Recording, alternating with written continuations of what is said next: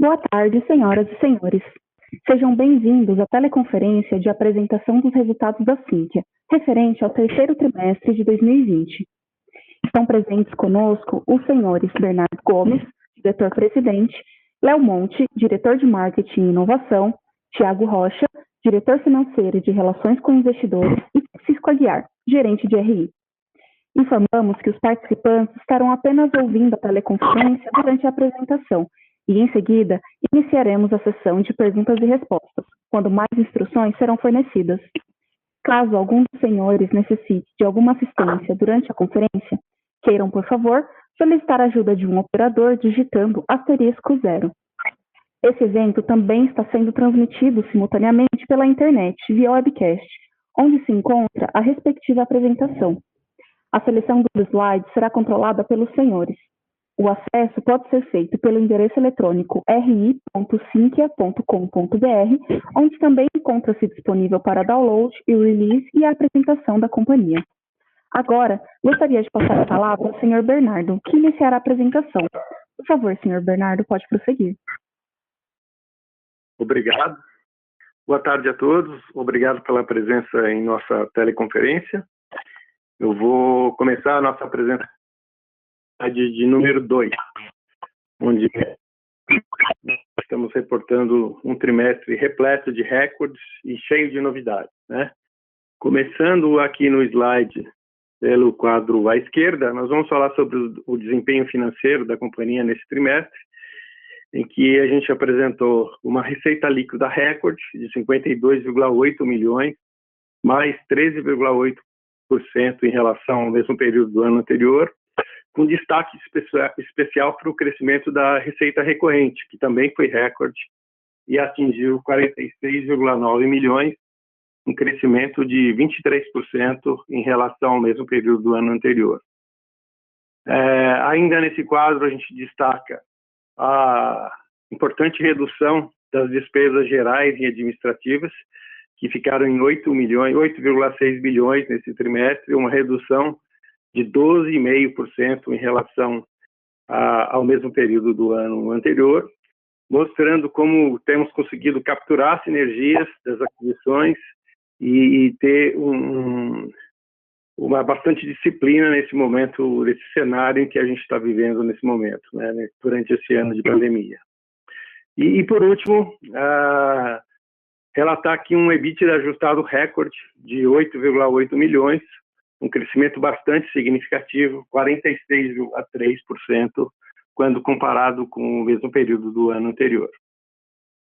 Passando aqui para os destaques, à direita do slide, primeiro, confirmar que a gente continua avançando nas vendas de software no novo modelo comercial, em que estamos priorizando as receitas com subscrição no lugar das receitas de implantação. Esse modelo tem apresentado boa aceitação pelos nossos clientes e nesse trimestre tivemos alguns meses com recordes de vendas já adotando esse novo modelo.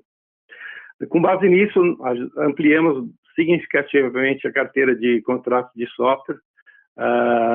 Essa carteira aumentou em 12 milhões quando comparada com o mesmo período do ano anterior. E também nesse período, a gente pôde observar no segmento de serviços uma grande demanda dos nossos clientes para acelerar o processo de transformação digital, né? Com o cenário que a gente vive hoje, a transformação digital passou de ser somente um instrumento de marketing para ser uma necessidade. E a gente tem conseguido se destacar como um grande agente de conduzir esse processo de transformação digital dos nossos clientes. Também nesse trimestre, nós começamos a ganhar atração com o lançamento do Pix, principalmente pelo produto em si, mas o que a gente considera mais importante é as oportunidades que o Pix vai gerar numa segunda onda, quando as entidades que oferecem o Pix vão passar a oferecer também outros produtos e serviços financeiros que são existentes na nossa base de oferta, né? Então, a gente acredita que as oportunidades comerciais vão se acelerar com a implantação do Pix. Também demos continuidade aos nossos processos de Open Innovation. Então, nesse trimestre, aceleramos uma série de parcerias e também investimentos em startups que, além de ampliar a nossa oferta, nos deixar antenados com as mudanças em termos de tecnologia e de modelos de negócio, também abre uma esteira para que a gente possa fazer futuros M&As, considerando esses investimentos iniciais que nós estamos fazendo em startups.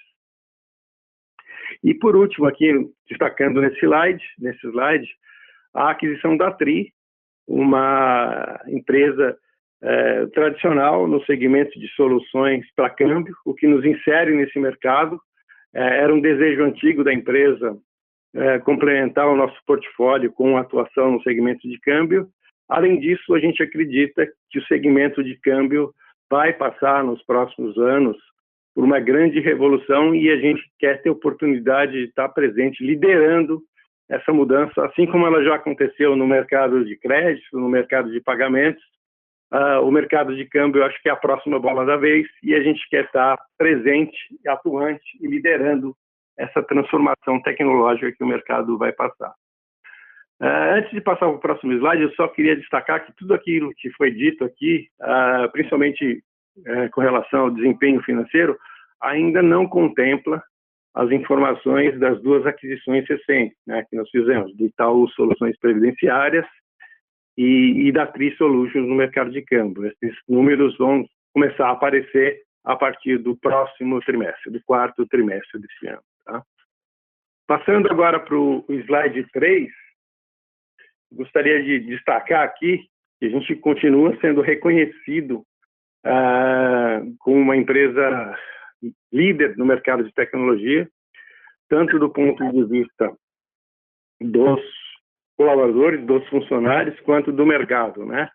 Nós recebemos esse ano, mais uma vez, a certificação de Great Place to Work, com uma importante evolução nos indicadores de satisfação dos nossos colaboradores do ano passado para esse, mostrando que a empresa soube rapidamente se adaptar a esse novo cenário de trabalho remoto e continuar sendo uma empresa que consegue atrair e reter bons profissionais.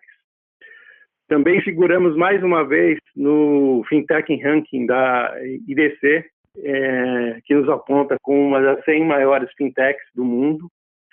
E nesse estudo nós somos a única provedora brasileira de software que aparece. Então, é com muito orgulho que a gente continua constando, acho que por 4 anos consecutivos, nessa lista do IDC como uma das 100 maiores fintechs do mundo. E também entramos pela primeira vez no ISZ Providers Lens, que é uma empresa líder global em pesquisa de tecnologia que costuma atribuir as empresas de tecnologia ou distribuir as empresas de tecnologias nos tais quadrantes mágicos, né?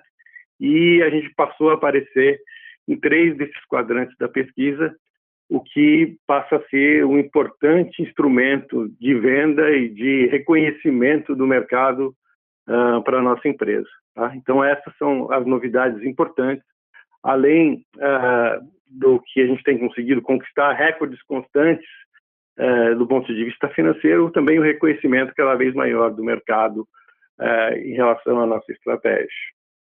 Eu vou passar agora a palavra para o Léo Monte, nosso diretor de Marketing e Inovação, que vai detalhar um pouquinho dessas novidades que eu contei para vocês. Por favor, Léo.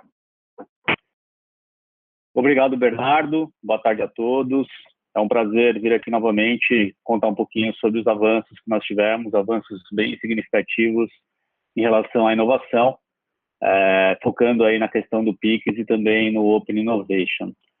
Passando para o slide 5, aqui a gente trouxe justamente que o PIX ele vem ganhando tração, e durante esse trimestre a gente usou bastante para poder entender a estratégia e justamente avançar na questão do go-to-market. E o principal valor que a gente entende, que é capturado pela Sinqia em relação ao PIX, está muito na abordagem do SaaS, do Software as a Service, muito pautado na questão da volumetria, além de todo o potencial de cross-sell, utilizando aí a nossa carteira e os nossos softwares como complemento de soluções, como o Bernardo comentou.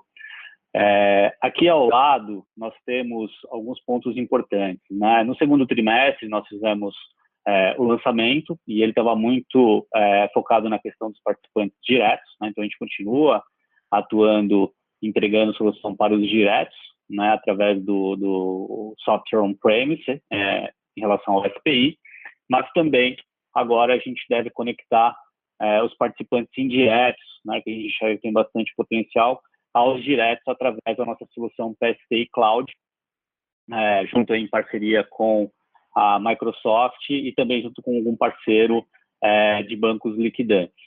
Além disso, também nós alavancamos as oportunidades de novos negócios dentro da nossa própria base em relação ao nosso portfólio utilizando o Pix. E nós continuamos ganhando aí bastante exposição, bastante autoridade e notoriedade em veículos de mídia, né? O que isso traz para a gente bastante valor e facilidade para a gente conseguir ter penetração aí no mercado em relação à nossa solução. Passando para o slide 6, eu trago aqui alguns exemplos desses avanços que foram muito positivos nesses primeiros meses. O primeiro, nós celebramos a parceria com a Microsoft, que é uma parceria estratégica que visa evoluir a nossa solução e visa fazer com que ela se torne referência em Pix no Brasil.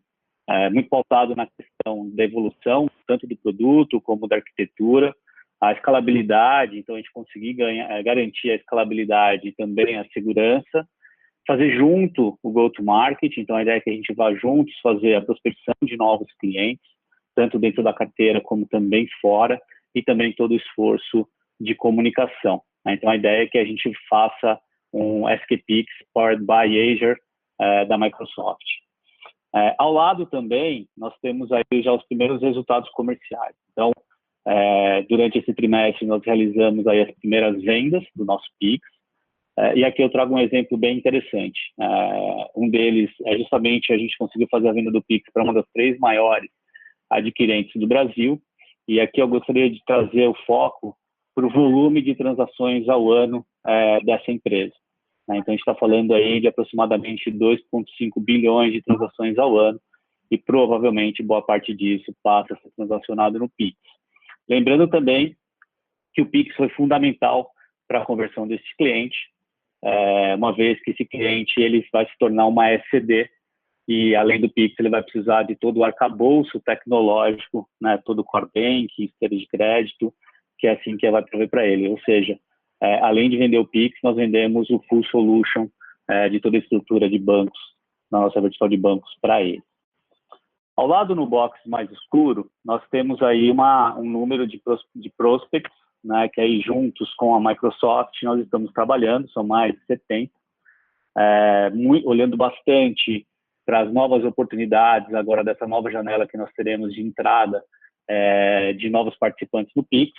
E aqui eu trouxe algumas categorias, com bancos, entidades de previdência, financeiras, instituições de pagamento, SCDs, como é o caso dessa adquirente que acabou de virar SCD, e também algumas seguradoras. Indo para o slide 7,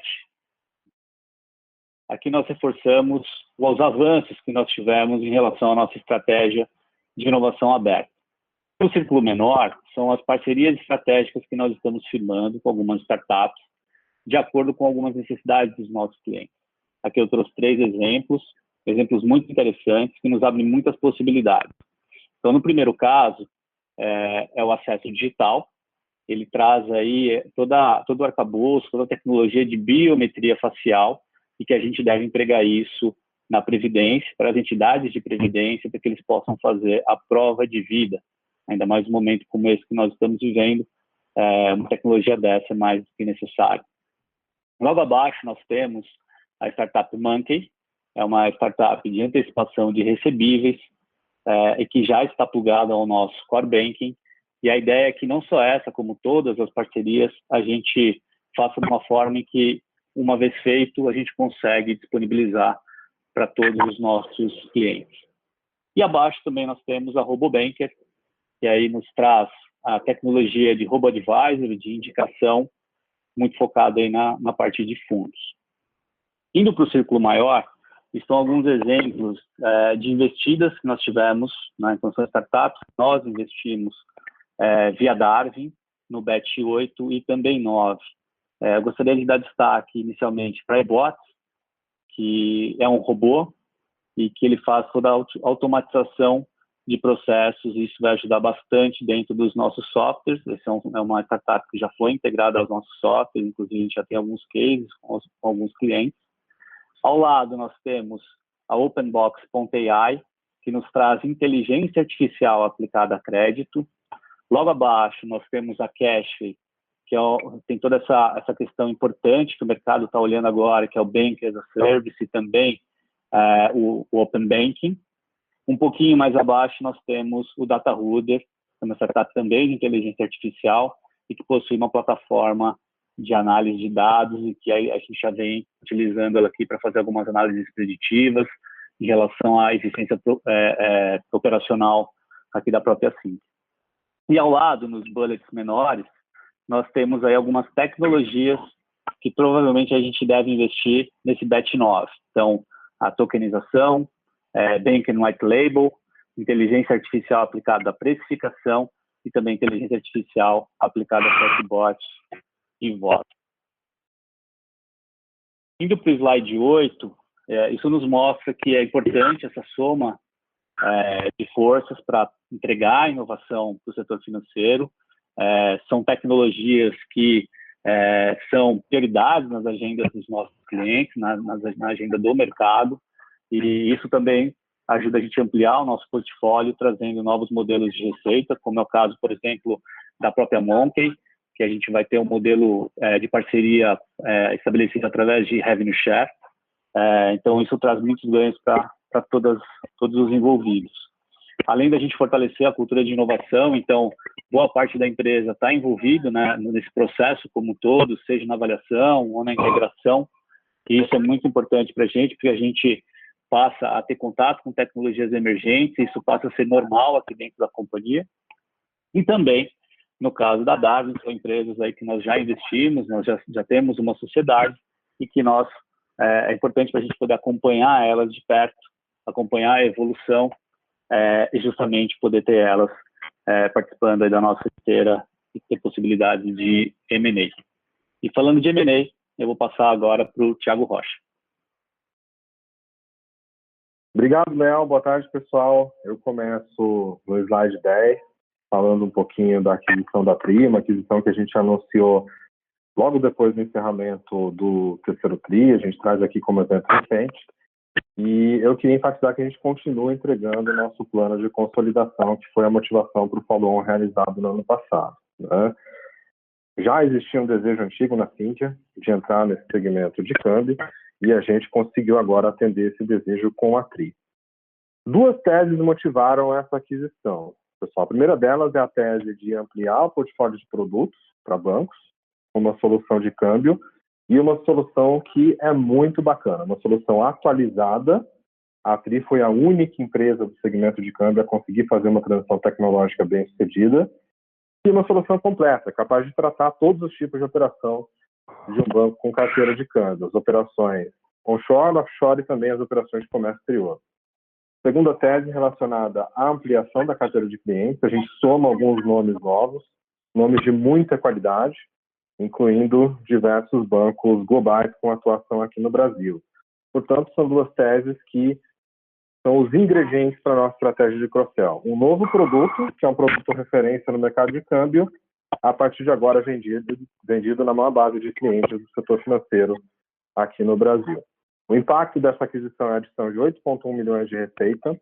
Essa receita deve ser consolidada a partir do quarto TRI, ainda não apareceu nos números do terceiro, e a gente espera uma margem EBITDA entre 25% e 30% pós-sinergia nos 12 meses depois da aquisição, excluindo eventuais investimentos adicionais em P&D que a gente decida fazer para colocar essa solução ainda mais à frente da concorrência. E, por fim, falando da transação, o preço inicial foi de 13,3 milhões de reais. Isso representa um múltiplo EV-receita de 1,6 vezes múltiplo que está em linha com o nosso histórico pós-IPO de pagar entre 0,9 e 1,9 vezes. O preço final pode ser aumentado em 4,2 milhões de reais, esse é o earn-out da transação, dependendo de algumas metas de receita futuras. Passando agora para o slide número 11, e ainda falando de TRI, mais do que uma aquisição, acho que esse movimento celebra um momento muito importante para a Sinqia, a entrada num novo segmento que a gente considera ser muito promissor. O Bernardo já falou um pouquinho sobre isso no começo da apresentação, eu não quero ser repetitivo aqui, eu só queria colocar que o cenário é um cenário de modernização do mercado de câmbio. Um ano atrás, o Banco Central já propôs essa agenda para o Congresso, apresentou um projeto de lei, o PL 5.387, de 2019. Esse projeto tem por objetivo modernizar o mercado de câmbio e ele tem várias iniciativas em estudo que podem ter impactos muito legais, como, por exemplo, a conta em moeda estrangeira, ele facilita a ordem de pagamento e remessas em moeda estrangeira, ele autoriza a entrada de fintechs, portanto, toda essa mudança regulatória deve impulsionar o crescimento do mercado de câmbio, reduzir as barreiras de entrada e, com isso, a gente acredita que tem um panorama muito promissor. É a hora certa da Sinqia entrar no mercado de câmbio. Passando agora para o slide número 12, a gente continua usando os recursos do follow-on com bastante consistência. O gráfico à esquerda mostra um burn down da utilização dos recursos. Finalzinho do ano passado, a gente captou 363 milhões de reais. Nos 2 primeiros TRIs de 2020, por conta das incertezas da pandemia, a gente decidiu pausar a esteira de M&A. No terceiro TRI, a gente já anunciou a aquisição da ISP e agora, recentemente, a aquisição da TRI. Com essas duas aquisições, a gente já destinou 27,4% dos recursos captados no follow-on. E olhando o gráfico à direita, só com essas duas aquisições, que são as primeiras, é o comecinho do ciclo, é a pontinha do iceberg, só com essas duas aquisições, a gente já conseguiu uma expansão de receita pro forma da ordem de 26%. Portanto, é um resultado muito bom e tem muito mais para acontecer daqui para frente. Agora, falando dos resultados financeiros, passando para o slide 14, no que diz respeito à carteira de contratos de software, a gente conseguiu manter o crescimento da carteira. No final do terceiro TRI, o saldo da carteira foi de 152 milhões de reais, o que representa uma adição de 12 milhões com relação ao mesmo período do ano anterior, de 2 milhões com relação ao segundo TRI de 2020. Acho que é importante dizer que o desempenho comercial continua indo muito bem, do ponto de vista de vendas, o terceiro TRI foi muito bom. A gente teve um churn um pouquinho maior do que era esperado, um pouquinho maior do que no segundo TRI, mas isso acho que faz parte do jogo e a gente continua bastante otimista com a perspectiva de crescimento da carteira, tanto orgânica quanto inorgânica, daqui para frente. Só lembrando mais uma vez, esses 152 milhões ainda não contém a carteira de contratos das duas aquisições mais recentes, a ISP e a TRI. A gente ainda não tem os números definitivos, mas a nossa estimativa é que essas carteiras de contrato somem em torno de 30% a esse número de 152 milhões de reais. Passando agora para o slide 15, nesse terceiro TRI a gente renovou o recorde de receita, reportando 52,8 milhões, crescimento de 2 dígitos, crescimento de 13,8%.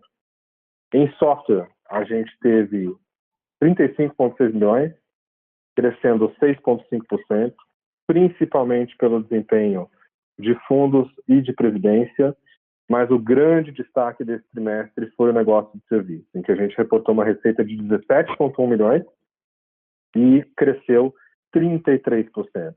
Esse é um crescimento muito expressivo, a gente está bastante satisfeito com o resultado que foi possível principalmente pelo negócio de outsourcing. Esse é um negócio que está com muita atração por conta das ofertas de transformação digital. Eu acredito que a gente encontrou a equação correta aqui e por isso a gente está muito satisfeito, não só com o resultado desse terceiro TRI, mas também com a perspectiva para esse final de ano e para 2021. Receita recorrente alcançou 46,9 milhões de reais, cresceu 23,1%, também um crescimento muito forte, e alcançou 89% do total. Esse é o percentual mais alto da série, assim que eu nunca tinha alcançado 89% de recorrência, o que dá muita previsibilidade e segurança para o futuro. Passando agora para o slide 16, Nós continuamos expandindo o lucro bruto. O lucro bruto total foi de 17,5 milhões nesse terceiro TRI, um avanço de 11% e uma margem de 33,1%. Aqui no negócio de software, a gente teve um avanço discreto para 13,5 milhões, um pouco mais robusto em serviço, na verdade, bem mais robusto em serviço, um crescimento de praticamente 60%, tanto pelo bom desempenho da receita, quanto pelo ganho de margem. A nova oferta de transformação digital é feita no modelo de Squared, modelo que é mais escalável e que tem um prêmio de margem de 6 a 8 pontos sobre o modelo anterior. Por isso, a gente acredita que essa margem é bastante positiva e sustentável. Passando agora para o slide 17, a gente conseguiu mais uma rodada de diluição das despesas. As despesas, excluindo depreciação e amortização, alcançaram um total de 8,6 milhões nesse TRI, uma queda de 12,5%, e elas representaram 16,4% da receita líquida. Esse é o valor mais baixo da série, assim, que nunca operou com patamar de despesas tão baixo quanto esse.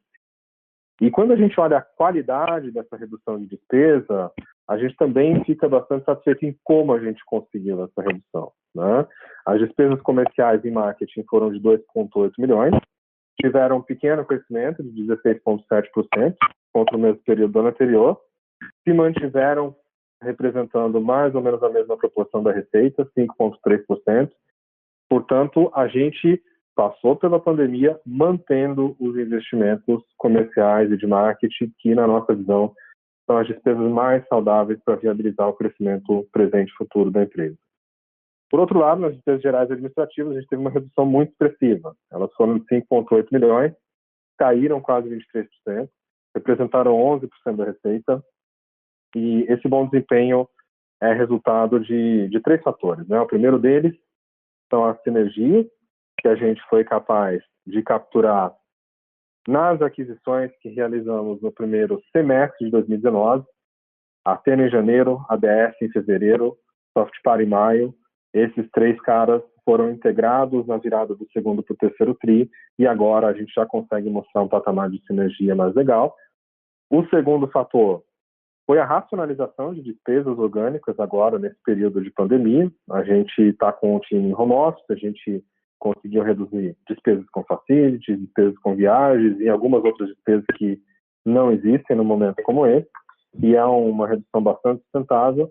E, por fim, parte da redução de despesas vem também da reversão de provisão para contingências, dado que a gente teve um prognóstico muito mais favorável em alguns casos nesse terceiro TRI. Por consequência, no slide 18, a gente entregou um novo recorde de EBITDA. O EBITDA ajustado foi de 8,8 milhões, cresceu 46%, alcançou uma margem de 17%, o que deixa a gente bastante satisfeito. E a mensagem aqui é que a gente continua perseguindo incrementos consistentes dessa lucratividade, tanto no negócio orgânico, procurando as otimizações que a gente pode fazer na estrutura de custo e despesa, quanto no inorgânico, selecionando aquisições com margens mais altas nessa nova safra. Essas aquisições com margem mais alta vão ajudar a puxar nossa média para cima, aproximando assim do nosso objetivo aí de curto e médio prazo. Com relação ao lucro caixa ajustado, a gente teve um avanço de 28%, parte disso explicado pelo bom desempenho do EBITDA. A gente observou também um aumento do resultado financeiro, muito por conta dos recursos do follow-on, que entraram no caixa no final do terceiro TRI do ano passado. A gente teve também um aumento dos impostos correntes, que acabam reduzindo o lucro caixa, e um aumento das despesas com depreciação e amortização, que tem efeito caixa, principalmente por conta do IFRS 16. Agora elas transitam abaixo do EBITDA. Passando para o slide 19, é muito legal contar também que a gente continuou aumentando o caixa e reduzindo dívida. Nosso caixa bruto foi de 339,7 milhões no final do terceiro TRI. A gente conseguiu um aumento de 3,4 milhões e ele continua num patamar super confortável para a gente dar continuidade à estratégia de consolidação. Por sua vez, a dívida bruta se reduziu para 71,5 milhões, uma pequena redução de 4,6, porque a gente continuou amortizando as dívidas financeiras e das aquisições, e como resultado disso, o caixa líquido foi de 268,6 6,2 milhões, um aumento de 8 milhões, mostrando que a gente tem sido capaz de converter o EBITDA em geração de caixa aqui na Sinqia. E para finalizar, um recado rápido, no slide 20, a gente continua sem inadimplência. A inadimplência não é um problema para a Sinqia. Nosso saldo de contas a receber fechou o TRI em 22 milhões, teve uma redução com relação ao segundo TRI, e o saldo de vencidos também bastante controlado. Portanto, a qualidade da nossa carteira de clientes, o stickiness do nosso portfólio de produto e a qualidade do nosso modelo de receita fazem com que a inadimplência não tenha sido e continue não sendo uma questão para a gente. Agora eu queria devolver a palavra para o Bernardo fazer as considerações finais. Bernardo, por favor. Obrigado, Thiago. Bom, aqui passando para o slide 21, eu só queria reforçar que continuamos firmes na nossa trajetória de sucesso. Quer dizer, os resultados que apresentamos nesse trimestre, sejam os financeiros, sejam as novidades que estamos implementando na empresa, nos deixam bastante confiantes de que o caminho está certo. A gente veio até aqui muito bem e as perspectivas futuras são ainda melhores do que todo o sucesso que a gente teve até esse momento, né? Eu destaco que em software a gente conseguiu adicionar importantes produtos, clientes, ampliamos significativamente a nossa carteira de contratos e ainda temos mais 2 aquisições aí a serem incorporadas. Em serviços, a gente, como já foi dito, reforçou o nosso posicionamento como um agente da transformação digital pela qual o mercado financeiro todo está passando, e isso tem sido refletido nos nossos resultados. Em inovação, a gente criou inúmeras novas oportunidades com o PIX e com os movimentos de investimentos, de inovação aberta, sejam parcerias ou sejam investimentos. Em M&A, depois de um pequeno período de instabilidade, a gente retomou o ritmo das negociações, ampliamos o leque de oportunidades, já fizemos 2 aquisições e tenho certeza que tem muita coisa acontecendo e deve acontecer ainda nos próximos trimestres, porque o processo está bastante aquecido e a gente tem certeza que vamos continuar com firmeza na nossa trajetória de sucesso, tá? Eu queria deixar aqui a equipe à disposição para as perguntas a partir de agora. Obrigado a todos. Obrigada. Iniciaremos agora a sessão de perguntas e respostas para investidores e analistas. Caso haja alguma pergunta, por favor, digitem *1. Se a sua pergunta for respondida, você pode sair da fila digitando *2.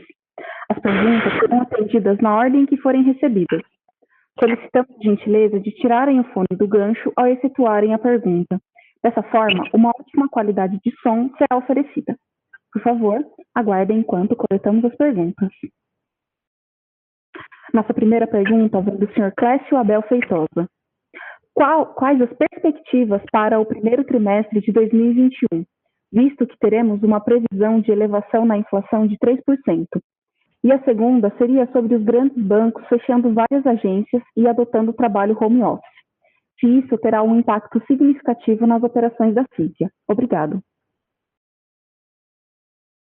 Clécio, obrigado pela pergunta. Prazer falar com você. Bom, começando pela sua primeira pergunta, a perspectiva para esse final de ano, para 2021, é bastante positiva, tá? Tanto no orgânico quanto no inorgânico. A gente acredita que o caminho para crescimento, tanto em serviços quanto em software, é bastante claro. O caminho para continuar otimizando o negócio e ganhando margem é muito claro. E eu queria reforçar um ponto que o Bernardo trouxe aqui. Eu, em 10 anos de Sinqia, nunca tive tão animado com o prognóstico de M&A. A gente tem muita coisa acontecendo ao mesmo tempo e eu realmente acredito que a gente vai ter um final de ano e um começo de 2021 muito intenso. Então, as perspectivas são muito favoráveis.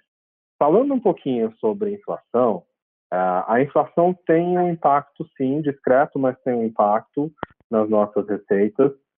Todas as nossas receitas de software são corrigidas por inflação, a maioria delas por IPCA, uma boa parte delas por IGPM.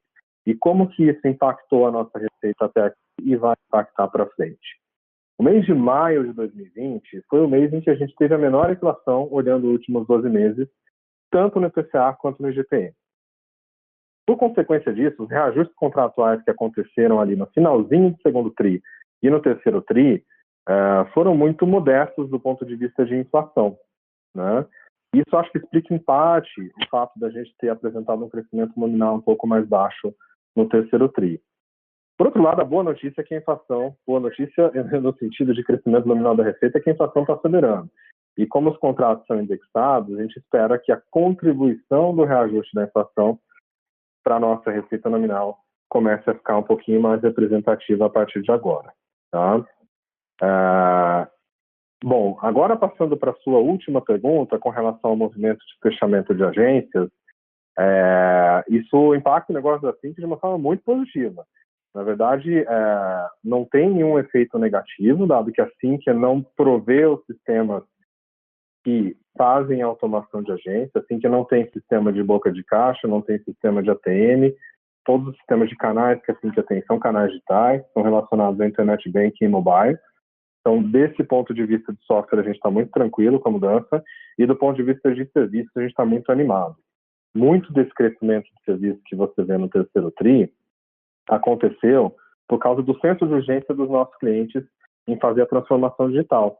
Eles estão preocupados em como atender o cliente final, e para isso eles têm contratado a Sinqia para redesenhar negócios com canais digitais, para fazer o desenho de jornada do usuário e também para fazer o desenvolvimento desses sistemas que vão ajudá-los a ter uma presença digital mais forte. Então, acho que o efeito disso tudo para a Sinqia é um efeito que não poderia ser mais positivo. É isso que a gente está vendo no negócio de serviços nesse terceiro TRI.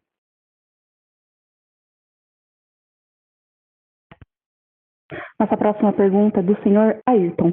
Quais os planos de expansão para a empresa para o próximo ano? Ailton, boa tarde, obrigado pela pergunta. Bom, o nosso plano de expansão para 2021, ele continua baseado principalmente na nossa estratégia de M&A.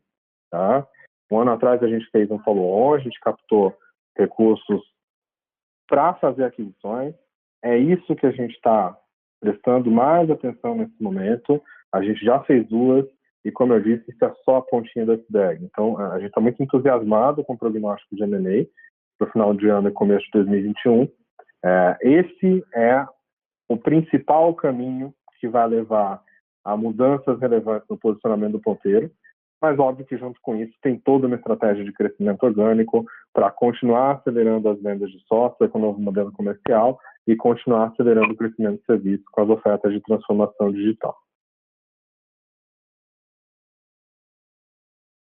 Próxima pergunta, do senhor Pedro Henrique Silva. Boa tarde a todos. Primeiramente, obrigado pela apresentação. A Sinqia possui um concorrente direto no Brasil? Pedro, boa tarde, obrigado pela pergunta. Não só um, como vários, tá? A gente tem vários concorrentes. Na verdade, nosso mercado é atendido por mais de 300 empresas aqui no Brasil. Em cada segmento que a gente atua, e aí eu estou dando o zoom, estou falando de bancos, fundos, previdência, consórcio. Em cada segmento a gente tem um conjunto diferente de concorrentes, e assim que se diferencia deles de duas formas. Primeiro, que a gente é a maior empresa do setor, isso transmite muita confiança para o nosso cliente, e segundo, que a gente é a única empresa que tem um portfólio abrangente. Portanto, sim, a gente tem vários concorrentes, e felizmente hoje a Sinqia está numa posição muito favorável com relação a todos eles, sem exceção. Próxima pergunta, do senhor Pedro Pimenta. O que afetou o lucro líquido desse período frente aos resultados do segundo trimestre de 2020? Obrigado, Pedro. Bom, o nosso lucro líquido, eu queria, antes de começar a responder, o nosso lucro líquido, ele é sempre um indicador que a gente não costuma olhar muito, ele tem algumas limitações, tá? Ele é um lucro líquido bastante poluído pelo volume de depreciação e amortização das aquisições. Essa é uma despesa não caixa, por essa razão a gente não costuma prestar tanta atenção assim no lucro líquido. Passando para a resposta da sua pergunta, a gente teve pequenas oscilações aí, quando a gente olha a comparação do terceiro TRI contra o segundo TRI. O resultado financeiro foi mais positivo no terceiro do que no segundo, tá? Por outro lado, as despesas com depreciação e amortização aumentaram um pouquinho, e elas aumentaram principalmente por conta das mudanças que diz respeito a IFRS 16, a empresa passando a contabilizar isso na linha de depreciação e amortização, não mais na linha de despesas gerais administrativas. São números muito pequenos, estão relacionados ao pagamento de aluguéis, a despesas com aluguel de imóvel e servidor, portanto, eles não mexem tanto ponteiro, mas eu só queria enfatizar a mensagem. Lucro líquido, no caso da Sinqia, é um indicador que a gente tem que olhar com muito cuidado. Ele tem muita despesa não caixa. Próxima pergunta do senhor Felipe. Boa tarde. Onde a empresa pensa em alocar os recursos restantes de follow-on? Obrigado desde já. Obrigado, Felipe, pela pergunta. Nosso plano desde follow-on se mantém em consolidação do nosso mercado, né? A maior parte dos recursos do follow-on vão ser destinados para consolidar. A gente tem um pipeline gigante de aquisições, a gente tem dezenas de nomes mapeados, tem várias conversas em estágio muito avançado, realmente avançado. Portanto, os recursos vão, em sua grande maioria, para a estratégia de consolidação, uma parte pequena deles para P&D, de forma que a gente consiga continuar unificando, modernizando e colocando os nossos produtos à frente da concorrência. Próxima pergunta do senhor Carlos Siqueira. Qual a expectativa de crescimento orgânico das receitas de software nos próximos trimestres, por favor? Obrigado, Carlos, pela pergunta. Bom, infelizmente a gente não dá guidance, então eu não posso ser muito específico com relação ao número, com relação ao percentual de crescimento, tá? O que eu posso transmitir de cor aqui é que a gente veio aí ao longo dos últimos tris, sempre na fronteira do crescimento de um dígito a 2 dígitos de crescimento. A gente teve um momento que a gente passou dos 2 dígitos. A gente espera conseguir sustentar um crescimento orgânico de 2 dígitos no negócio de software nos próximos tris, muito por conta dessa mudança no modelo comercial, privilegiando as receitas recorrentes, e parte também com ações que devem reduzir um pouquinho o churn. Então, a nossa expectativa, o nosso objetivo é crescer 2 dígitos das receitas de software, é isso que a gente tem perseguido. A próxima pergunta vem do senhor Rafael Ragazzi. Parabéns pelos excelentes resultados. Gostaria de fazer 2 perguntas. Primeiro, qual o volume total de recursos que a Sinqia pretende investir em seu terceiro ciclo de aquisições, considerando o equity e potenciais captações de dívida? Segundo, onde a Sinqia acredita que pode chegar como principal consolidadora do mercado? Ter 20% de market share no longo prazo é uma perspectiva factível? Rafael, obrigado pela pergunta. Essa pergunta é muito importante. No que diz respeito aos recursos que a gente tem para a execução desse terceiro ciclo, como você bem disse, parte deles veio da oferta, aqueles 360 milhões de reais, e parte virá da alavancagem que a gente deve promover em cima do EBITDA atual e do EBITDA adquirido nas próximas transações. Então, o número que a gente enxerga como poder de fogo aí é em torno de 600 milhões de reais. Tá? 600 milhões de reais a gente tem total condições de investir em aquisições nesse próximo ciclo.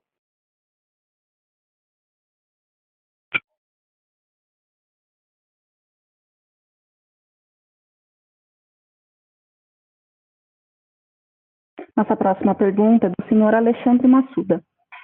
Boa tarde, parabéns pelo resultado. Vocês podem dar uma atualização da plataforma Plug? Claro, a gente pode sim. Eu vou passar a palavra para o Léo em instantes. Desculpa, acho que só faltou um pedacinho da pergunta anterior. Com relação ao nosso objetivo em termos de market share, Rafael, quando eu olho para o nosso mercado fora e vejo a realidade de outros países, e América do Norte, Europa, Ásia, eu vejo mercados mais consolidados. Eles começaram a consolidação de 10 a 20 anos antes do mercado brasileiro. Portanto, o potencial de consolidação que a gente tem hoje é enorme. Hoje, a Sinqia, como empresa líder, tem pouco mais de 4% de market share. E, olhando as experiências fora, eu acho muito razoável imaginar que o líder desse mercado tenha em torno de 20% e talvez 25%, 30% de market share. Na minha opinião, é uma questão de tempo para isso acontecer. Como todos os mercados que passam por consolidação, a gente saiu de um cenário super fragmentado. Hoje, assim que já conseguiu dar passo na consolidação, mas tem muita coisa para fazer. Eu realmente acredito que a gente consegue alcançar, em algum momento, nos próximos anos, esse market share que você mencionou. Desculpa, agora, Léo, eu queria pedir para você explorar um pouquinho o assunto plug, por gentileza. O Alexandre Massuda fez uma questão sobre isso. Massuda, boa tarde, obrigado pela pergunta. O Léo vai responder. Obrigado, Thiago. Boa tarde, Alexandre. Em relação ao plug, nós estamos aí bem contentes com os primeiros resultados. Nós estamos aí no processo de beta, então a gente vem aí experimentando com alguns clientes, tanto administradoras de consórcios como também os fundos, né, atrelados que devem fazer a compra das cotas secundárias. Nós estamos bem contentes com os primeiros resultados e eu vou ficar muito feliz na próxima divulgação de resultado em trazer para vocês já os primeiros resultados em relação a esse projeto, que é um projeto que vem nos empolgando bastante aqui na Sinqia.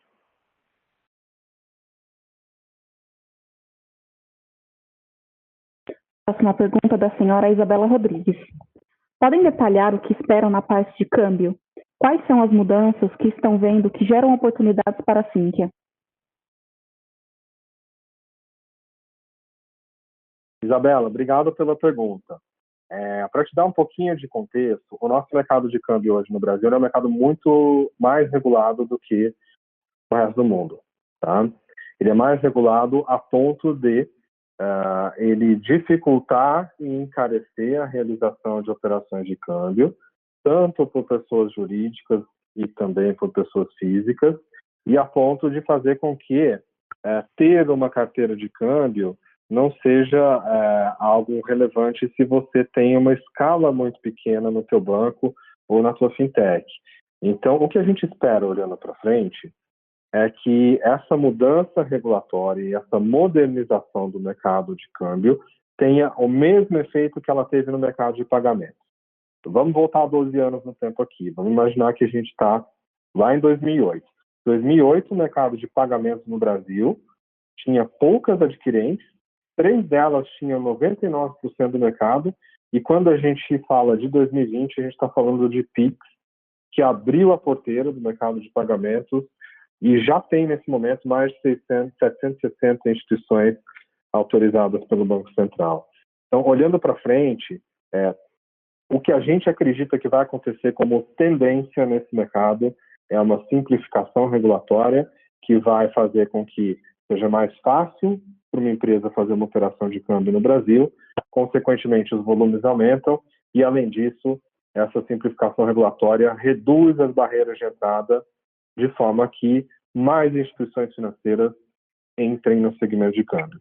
A consequência disso para a Sinqia, todos esses carinhas que vão entrar no segmento de câmbio vão precisar de um software e a gente agora, com a TRI, está muito bem posicionado para capturar essa demanda.